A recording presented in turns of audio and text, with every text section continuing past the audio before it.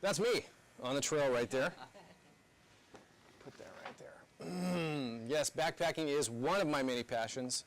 And my most recent, some people might think that I'm a bit obsessed with it because today, I'll tell you why, we're going to be talking about the why. Why do I do this? Why would I want to do this? Why would anybody want to do this?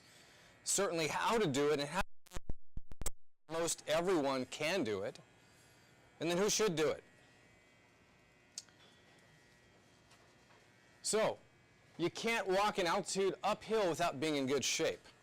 That is a great statement. I think I've mentioned that in a previous talk for cardiovascular issues. If you really want to know your health, try walking up in a mountain. You'll really discover how healthy you are. It can be fun, question mark. Anybody been back? Okay. For those that have or maybe just horrible memories of it, because most everyone carries way too much gear and way too much weight.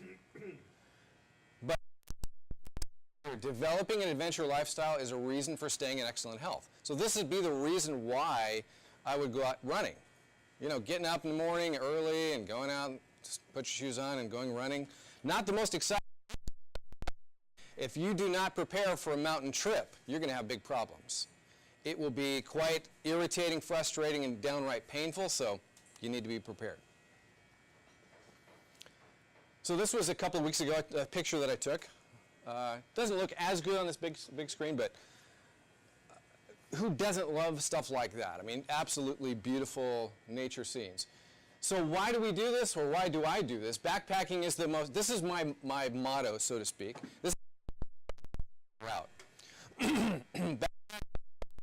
Conditions, carry the least amount of weight, be the most comfortable, but yet have the most fun. John, this might fly in the face of Marines, right? You carry a 150-pound pack or something like that, just something nuts. So you might It'd be a lot easier. But I do. The most extreme conditions, carry the least amount of weight, have the most fun. That's kind of the plan. So I like to figure out ways to do that. Great little graph.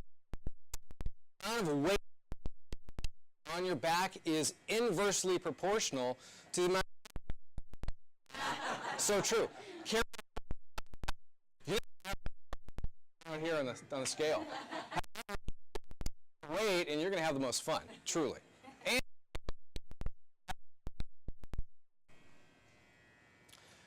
another scene in the Sierras. Beautiful, beautiful. How does this make you feel?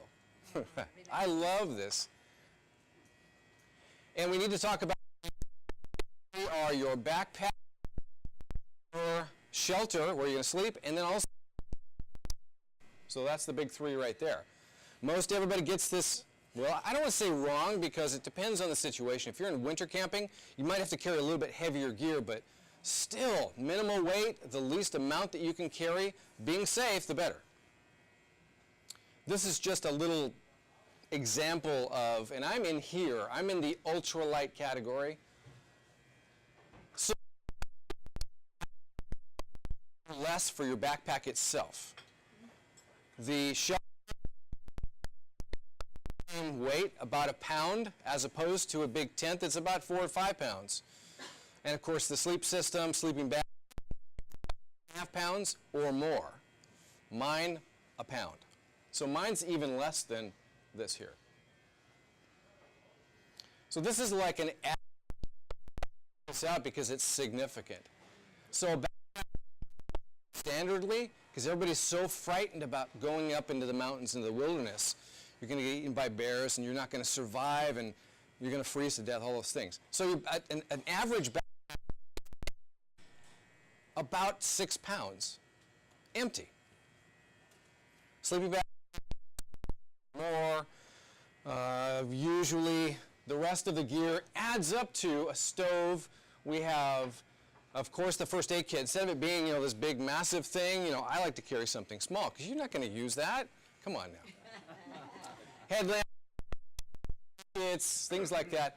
This is a 20 pounds, and that's without food and water. 20 pounds. This is currently what I'm taking right here, a Palante V2 pack. It's right there. Oh, wow. Sleeping bag.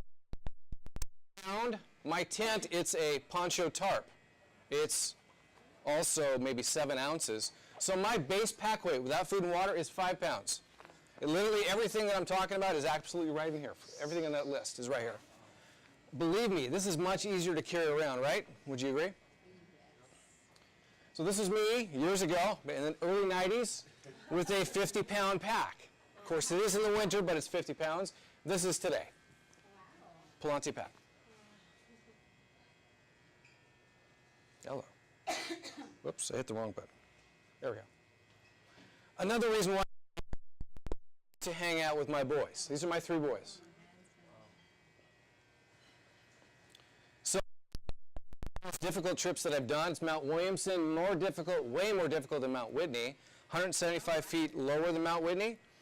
And we come down plateau about 12,300 feet.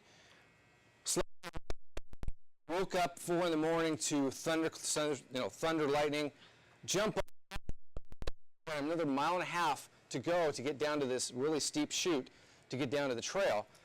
And literally we're all of a sudden in the midst of a thunder, lightning, and hailstorm. So I figured I'd show you a little blurb of it. Christ, we're getting, well, ouch. Hail gone. That's me.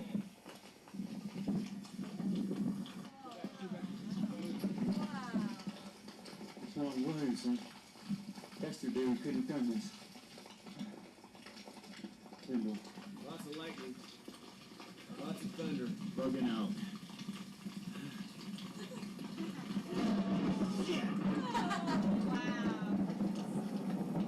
Apologize for the expletive, but we're 15 feet from us. So I seriously thought we weren't going to make it off this.